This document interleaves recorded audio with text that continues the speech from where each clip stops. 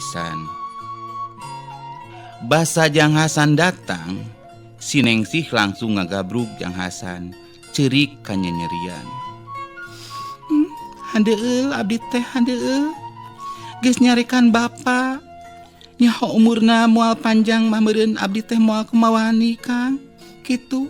Gaur si Nengsih cerik kanyanyerian malah akhirna kapiuhan. Nya tang tube kuring oge reuwas mah. Jadi anu ngajolor di kamar hareup teh aing gitu ceuk hate.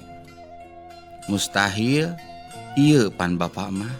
Can paeh deuleu gagabah pisan nyarita teh. Kuring gogorobokan tapi saurang ge eueuh nu ngadenge. Batan mirosia kuring anu keur gogorowokan kala kapahibut nulungan nu kapiuhan. Jaba nu kapiuhan teh aya indungna deui. Kuring kalayang kaditu kalayang kadieu. Hayang nyobaan milu nyeuceuhan beungeut pamajikan. Tapi susah kabina-bina.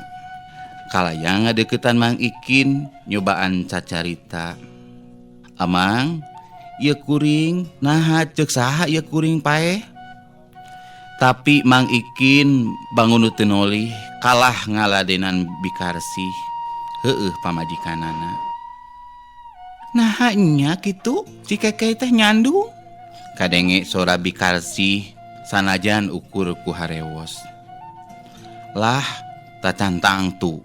Nu matak arija adi awewe ulah sok gede timuru. Lalaki mah mun teu rumasa dikitukeun teh asa dituding. Kahiji bakal beki ngahajakeun. Atunya kaduana bakal amek kagila-gila. Da asa dipitnah.